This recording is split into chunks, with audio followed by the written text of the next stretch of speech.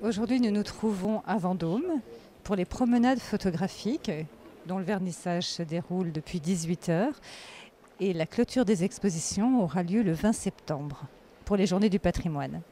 Les promenades photographiques, c'est une initiative qui a été prise il y a 5 ans, qui est née il y a 5 ans et que nous avons donc initiée grâce à la communauté du Pays de Vendôme et des partenaires qui nous ont accompagnés comme Fujifilm et des partenaires fidèles comme Le Monde 2 depuis la première édition.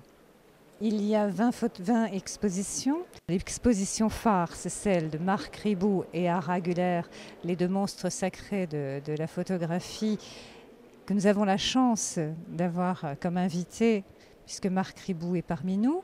Bien évidemment, ce sont des rencontres aussi photographiques, avec le partenariat du Club de la Presse Val-de-Loire, avec l'UPC, avec l'ANI, les associations professionnelles, la SAIF, la DAGP, le MICFD.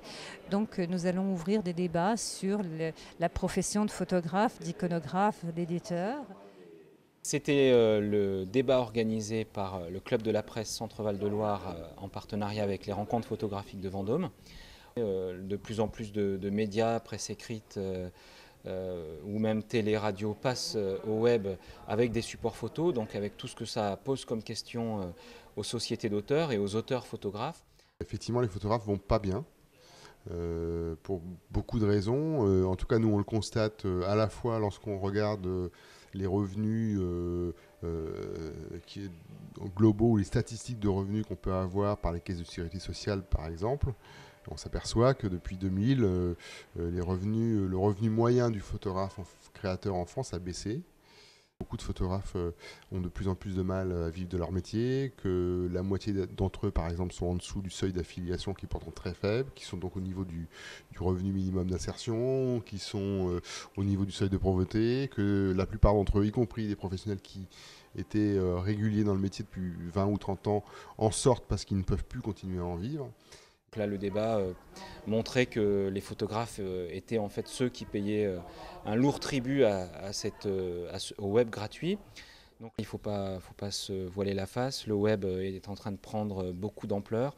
À court ou moyen terme, la plupart des journaux passeront à Internet en modèle principal et le support écrit, s'il existe encore, sera minoritaire. Les interrogations et les pistes qui sont développées par rapport à ça, c'est d'intégrer les droits d'auteur des photographes, par exemple, à la loi Hadopi, ce qui ne s'est pas fait. Et donc, dans une nouvelle mouture, les sociétés d'auteurs de photographes vont essayer de peser de tout leur poids en groupe de pression pour essayer d'obtenir une présence, en tout cas une rémunération, une rétribution des photographes dans le cadre de cette loi sur le téléchargement et les droits d'auteur sur Internet.